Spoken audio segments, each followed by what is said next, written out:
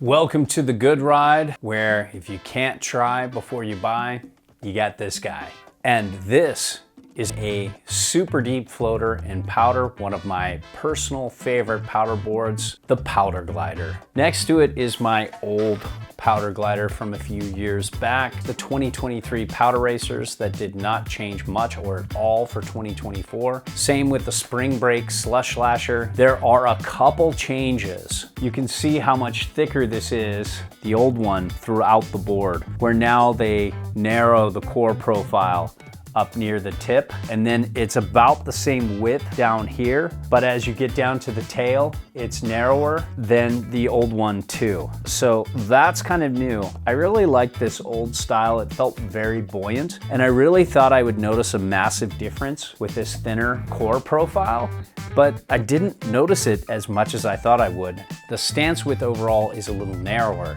The setback on board is the same though, but now with the new one, I can utilize more setback on board with my stance width. I rode this with Burton Kendos, Burton Tourists, Union Chargers, Union Rovers to get up the hill with this on my back before the lifts open, Union Rovers with drift board bindings so I could go up with solid bindings, my Union Atlas. So when it comes to sizing, this 58 fits great. It's really good for my size 9 boots. I'm okay with my 185 to 190 pounds. I think I'd like the 62 a little better to handle that kind of weight. These don't really handle heavier riders as well. I'm really excited about seeing what the 162 can do in the deep. I hope to get one next year. Now, when it comes to the shape, very tapered, very directional, not as set back as you would think for this kind of shape. It rides more centered. The camber profile is flat to rocker still, very forgiving, but still easy to 1 foot and flat base. It doesn't get auto spinny on you. In comparison to the powder racers, that's pretty forgiving too. That camber profile tracks a little better, and the spring break slush lasher definitely feels a little more technical. Now let's talk flex here. Oh yeah, it's got a lot of bend, but it's interesting. Most of the bend is happening down at the tail, and I think that's just because of this little split here at the bottom. And when you deal with the overall flex, there's just lots of snap. Let's compare this to my old one with this like faux wood top sheet.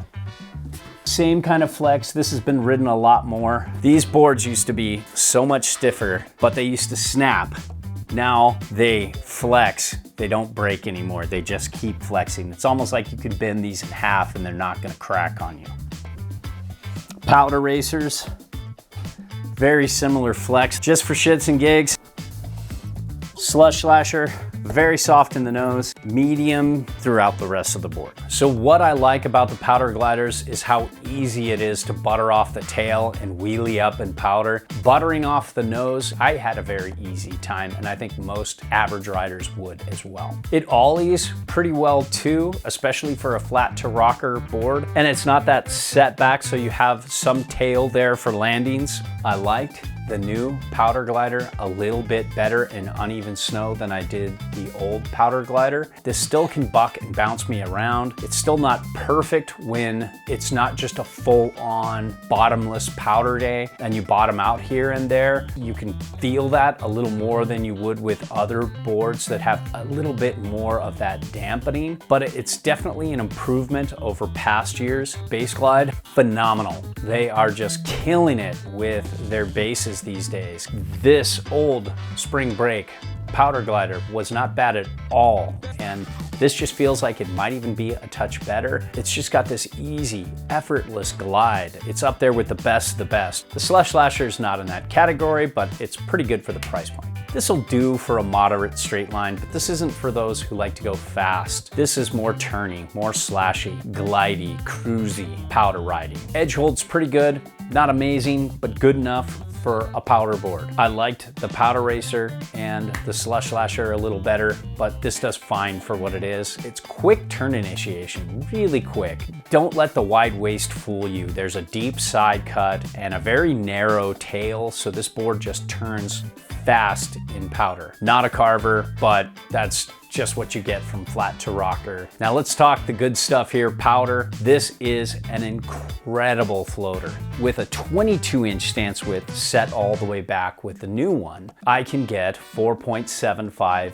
inches back from center of board. With the old one, I could get 4.75, but with a 22.75 inch stance width. I ride at a 21.5 inch stance width, so I can get more set back on board with the new 58 than I can the old one. And if you have a more normal stance like 22 inches wide or below, you're gonna be able to do the same. So good setback on board, an amazing float. These are the boards I choose when it's super deep and I need something to really give me easy directional float. Yes, the old powder pill 58 that's now discontinued, I thought floated a little better in the deeper stuff than this 58, but I think the 62 will step up and float better. And I think the new 62 will probably float almost as well or as well as the old 161 Tree Hunter. And that was one of the best floaters I've ever been on. The Powder Racers is no slouch either. It just might be